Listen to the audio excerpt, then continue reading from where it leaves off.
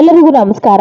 ಇವತ್ತಿನ ರೆಸಿಪಿ ಬಂದ್ಬಿಟ್ಟು ಆಲೂ ಕಚೋರಿ. ಬನ್ನಿ ಸಿಂಪಲ್ ಆಗಿ ಹೇಗ್ ಮಾಡೋದು ಅಂತ ನೋಡೋಣ. ತುಂಬಾನೇ ಚೆನ್ನಾಗಿರುತ್ತೆ, ಮತ್ತೆ ಕ್ರಿಸ್ಪಿಯಾಗಿ ಮತ್ತೆ ಒಳಗಡೆ ಸಾಫ್ಟ್ ಆಗಿ ತುಂಬಾ ಚೆನ್ನಾಗಿರುತ್ತೆ. ಬನ್ನಿ ಸಿಂಪಲ್ ಆಗಿ ಹೇಗ್ ಮಾಡೋದು ಅಂತ ನೋಡೋಣ. ಮೊದಲಿಗೆ ನಾನು ಇಲ್ಲಿ ಒಂದು ಬಾಂಡ್ಲಿನ ಇಟ್ಕೊಂಡಿದ್ದೀನಿ. ಇದಕ್ಕೆ ಒಂದು 2 ರಿಂದ 3 ಟೇಬಲ್ ಸ್ಪೂನ್ ಅಷ್ಟು ಎಣ್ಣೆನ ಹಾಕೊಂಡಿದ್ದೀನಿ. ಎಣ್ಣೆ ಬಿಸಿ ಆದ್ಮೇಲೆ ಇದಕ್ಕೆ ಅರ್ಧ ಸ್ಪೂನ್ ಅಷ್ಟು ಜೀರಿಗೆ ಹಾಕೋತಾ ಇದ್ದೀನಿ, ಮತ್ತೆ ಅರ್ಧ ಸ್ಪೂನ್ ಅಷ್ಟು ಅಜ್ವಾಯಿನ ಸ್ವಲ್ಪ ಕ್ರಶ್ ಮಾಡಿ ಹಾಕೊಳ್ಳಿ. ಮತ್ತೆ ಒಂದು 4 ಬೆಳ್ಳುಳ್ಳಿನ ಚಿಕ್ಕ ಚಿಕ್ಕದಾಗಿ ಕಟ್ ಮಾಡಿ ಹಾಕೋತಿದ್ದೀನಿ. ಸ್ವಲ್ಪ ಶುಂಠಿನೂ ಕೂಡ ಹಂಗೇನೆ ಜಜ್ಜಿ ಹಾಕೊಂಡಿದ್ದೀನಿ. ಎರಡನ್ನೂ ಕೂಡ ಮಿಕ್ಸ್ ಮಾಡಿ ಹಾಕೊಂಡಿದ್ದೀನಿ.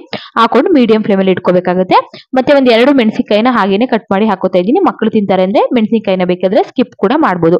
ಹಾಕೊಂಡು ಒಂದ್ 2 ನಿಮಿಷ ಹಾಗೇನೆ ಫ್ರೈ ಮಾಡ್ಕೊಳ್ಳಿ. ನೋಡಿ ಇಷ್ಟು ಫ್ರೈ ಆದ್ರೆ ಸಾಕು. ಇದಕ್ಕೆ ಇವಾಗ ಒಂದ್ 2 ರಿಂದ 3 ಆಲೂಗೆಡ್ಡೆನ ಬೇಯಿಸಿ ಸಿಪ್ಪೆನ ತೆಗೆದು ಈ ರೀತಿಯಾಗಿ ಸ್ಮ್ಯಾಶ್ ಮಾಡಿ ಹಾಕೋತಾ ಇದ್ದೀನಿ. ಹಾಕೊಂಡು ಈ ಮಸಾಲೆ ಜೊತೆ ಆಲೂಗೆಡ್ಡೆ ಚೆನ್ನಾಗಿ ಒಂದಕ್ಕೊಂದು ಬೆರೆಯಬೇಕು. ಹೈ ಫ್ಲೇಮ್ ಅಲ್ಲಿ ಇಟ್ಕೊಂಡು ಒಂದ್ 2 ಸೆಕೆಂಡ್ ಹಾಗೇನೆ ಫ್ರೈ ಮಾಡ್ಕೊಳ್ಳಿ. ಮಸಾಲೆ ಎಲ್ಲ ಆಲೂಗೆಡ್ಡೆಗೆ ಚೆನ್ನಾಗಿ ಇಟ್ಕೊಳ್ಳುತ್ತೆ. ನೋಡಿ ಈ ರೀತಿ ಆಗ್ಬೇಕು. ಇದಕ್ಕೆ ಇವಾಗ ಮಸಾಲೆಗಳನ್ನ ಆಡ್ ಮಾಡ್ತಾ ಹೋಗೋಣ. 1 ಟೇಬಲ್ ಸ್ಪೂನ್ ಅಷ್ಟು ಚಿಲ್ಲಿ ಫ್ಲೇಕ್ಸ್ ನ ಹಾಕೋತಾ ಇದ್ದೀನಿ, ಮತ್ತೆ ರುಚಿಗೆ ತಕ್ಕಷ್ಟು ಉಪ್ಪು, ಸ್ವಲ್ಪ ಅರಿಶಿನ ಪೌಡರ್, ಮತ್ತೆ 1 ಟೇಬಲ್ ಸ್ಪೂನ್ ಅಷ್ಟು ಬಿಳಿ ಎಳ್ಳು, ಮತ್ತೆ 1 ಟೇಬಲ್ ಸ್ಪೂನ್ ಅಷ್ಟು ಕಪ್ಪೆಳ್ಳು.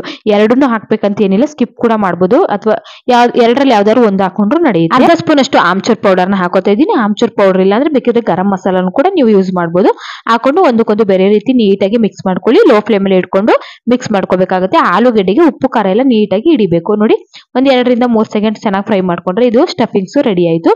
ಇದಕ್ಕೆ ಇವಾಗ ನಾನು ಅರ್ಧ ಕಪ್ ಅಷ್ಟು ನೀರನ್ನ ಹಾಕೋತಾ ಇದ್ದೀನಿ. ಬೇಕಿದ್ರೆ ನೀವು ಬಿಸಿ ನೀರು ಕೂಡ ಯೂಸ್ ಮಾಡಬಹುದು.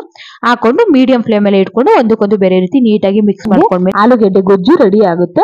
ಇದಕ್ಕೆ ಇವಾಗ 1 ಕಪ್ ಅಷ್ಟು ಗೋಧಿ ಹಿಟ್ಟನ್ನ ಹಾಕೋತಾ ಇದ್ದೀನಿ. ಹಾಕೊಂಡು ಸ್ವಲ್ಪ ಕೊತ್ತಂಬರಿ ಸೊಪ್ಪನ್ನ ಹಾಕೊಂಡು ಗಂಟು ಇಲ್ದೇ ಇರೋ ರೀತಿ ನೀಟಾಗಿ ಮಿಕ್ಸ್ ಮಾಡ್ಕೋಬೇಕಾಗುತ್ತೆ. ಯಾವುದೇ ಕಾರಣಕ್ಕೂ ಹೈ ಫ್ಲೇಮ್ ಅಲ್ಲಿ ಇಟ್ಕೊಳ್ಳಿಕ್ ಹೋಗ್ಬೇಡಿ, ಲೋ ಫ್ಲೇಮ್ ಅಲ್ಲಿ ಇಟ್ಕೊಂಡು. ನಾವು ಆಲೂಗೆಡ್ಡೆಗೆ ಏನ್ 1 ಕಪ್ ಅಷ್ಟು ನೀರ್ ಹಾಕಿದ್ವಿ ಆ ನೀರಲ್ಲಿ ನಮ್ಗೆ ಈ ಹಿಟ್ಟು ಚೆನ್ನಾಗಿ ಮಿಕ್ಸ್ ಆಗ್ಬೇಕು. ಎಕ್ಸ್ಟ್ರಾ ನೀರೇನು ಹಾಕೋ ಅವಶ್ಯಕತೆ ಇಲ್ಲ, ಬೇಕಂದ್ರೆ ಸ್ವಲ್ಪ ಹಾಕೋಬಹುದು ನೀವು ಬೇಕಿದ್ರೆ. ನೋಡಿ ಅದೇ ನೀರಲ್ಲಿ ನಾನು ಹಿಟ್ಟನ್ನ ಚೆನ್ನಾಗಿ ಕಲ್ಸ್ಕೊಂಡಿದ್ದೀನಿ. ಕಲ್ಸ್ಕೊಂಡ್ಮೇಲೆ ಮತ್ತೆ ಒಂದು ಬೌಲ್ಗೆ ಹಾಕೊಂಡು ಒಂದ್ 2 ರಿಂದ 3 ನಿಮಿಷ ಚೆನ್ನಾಗಿ ಕೈಯಲ್ಲಿ ನಾದ್ಕೋತಾ ಇದ್ದೀನಿ. ನಾದ್ಕೊಂಡಷ್ಟು ನಮ್ಗೆ ಏನಂತಾರೆ ಕಚೋರಿ ತುಂಬಾ ಚೆನ್ನಾಗಿ ಬರುತ್ತೆ. ಇವಾಗ ಸ್ವಲ್ಪ ಹಿಟ್ಟನ್ನ ತಗೊಂಡು ಈ ರೀತಿ ಕಟ್ಲೆಟ್ ರೀತಿ ನಾನು ರೆಡಿ ಮಾಡಿ ಇಟ್ಕೊಂಡಿದ್ದೀನಿ. ನೋಡ್ತಾ ಇರ್ಬೋದು ಇದೇ ರೀತಿಯಾಗಿ ಎಲ್ಲವನ್ನು ಮಾಡಿ ಇಟ್ಕೊಳ್ಳಿ. ಮಾಡಿ ಇಟ್ಕೊಂಡ್ಮೇಲೆ ಇವಾಗ ಎಣ್ಣೆ ಕೂಡ ಚೆನ್ನಾಗಿ ಬಿಸಿ ಮಾಡಿ ಇಟ್ಕೊಂಡಿರುವಂತ ಕಚೋರಿನೂ ಕೂಡ ಹಾಕೋತಾ ಇದ್ದೀನಿ ಎಣ್ಣೆಗೆ.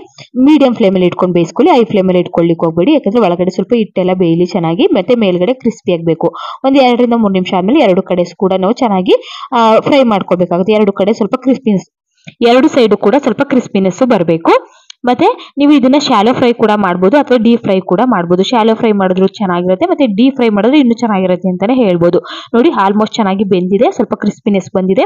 ಇದನ್ನ ಇವಾಗ ಎಣ್ಣೆಲ್ಲ ಸೋದಿಸ್ಕೊಂಡು ಸರ್ವಿಂಗ್ ಪ್ಲೇಟ್ಗೆ ಸರ್ವ್ ಮಾಡ್ಕೊತೀನಿ. ಟೊಮೊಟೊ ಕೆಚಪ್ ಜೊತೆ ತಿಂತಾ ಇದ್ರಂತೂ ಸಖತ್ತಾಗಿರುತ್ತೆ ಅಂತಾನೆ ಹೇಳ್ಬೋದು. ಮಕ್ಕಳಂತೂ ತುಂಬಾ ಇಷ್ಟಪಟ್ಟು ತಿಂತಾರೆ. ಒಳಗಡೆ ಆಲೂಗೆಡ್ಡೆ ಮತ್ತೆ ಮೇಲ್ಗಡೆ ಕ್ರಿಸ್ಪಿ ಆಗಿರುತ್ತೆ, ತುಂಬಾ ಚೆನ್ನಾಗಿರುತ್ತೆ. ಒಂದ್ಸಲ ಟ್ರೈ ಮಾಡಿ. ಸ್ನಾಕ್ಸ್ ಆಗು ಕೂಡ ಮಾಡ್ಕೊಂಡು ತಿನ್ಬೋದು, ತುಂಬಾ ಚೆನ್ನಾಗಿರುತ್ತೆ.